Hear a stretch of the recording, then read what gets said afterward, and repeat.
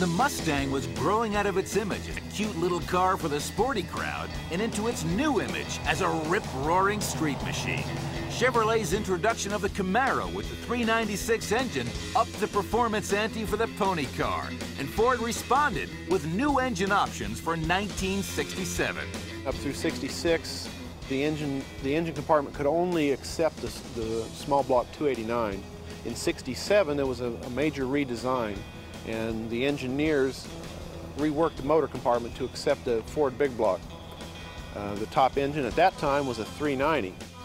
The 390 engine had another attribute. It was the same size as the police Interceptor 428. This fact was immediately apparent to Shelby's engineers.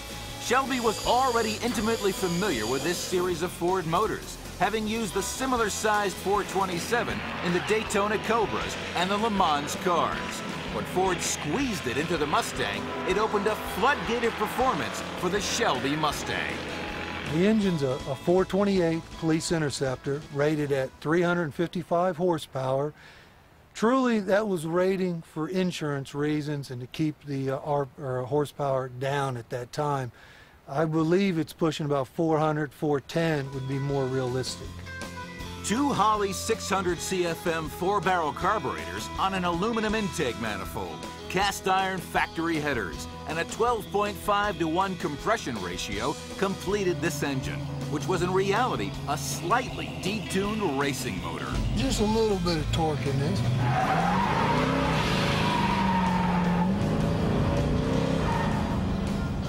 This engine in the all-new 67 Mustang deserved a new name, so Shelby christened it the GT500.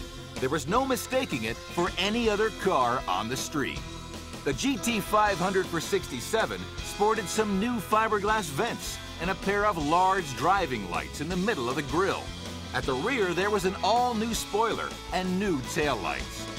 One of America's foremost authorities on the value of collector cars, particularly Mustangs, is Tom Frazier. The car is, to me, the favorite of the American muscle cars. Wood steering wheel on the car, massive power. They underrated them at 355 horsepower, and I just personally think that the 67 GT500 is a fabulous car. If the 67 Mustangs were memorable, then the 68s were definitive. The emergence of the 428 Cobra Jet engine was big news on the street, and even bigger news on the drag strip. Mustang really came into its own in the spring of '68 with the introduction of the 428 Cobra Jet. The engine was developed by a Ford dealer in Rhode Island, Tasker Ford, and this guy was very in tune with what was going on with the young guys on the street. 1968 marked another turning point for the Shelby Mustang as Ford and Carroll Shelby parted company. For 1969, the Shelby's sports racer image was just about gone. It was now more luxurious and refined, but it still had Ford horsepower. This combination would make it the best-selling Shelby of all time. Plush bucket seats, a lavish dash, and more chrome and wood trim adorned an interior that now rivaled Thunderbird for high style. The Shelby GTs took the all-new Mustang body style for 1969 one level higher with its scoops, air dams, spoilers, and of course, the all-important graphics and Cobra badges. The front fenders, hood, and valance panel were all fiberglass, and the hood incorporated new air ducts inspired by America's space program.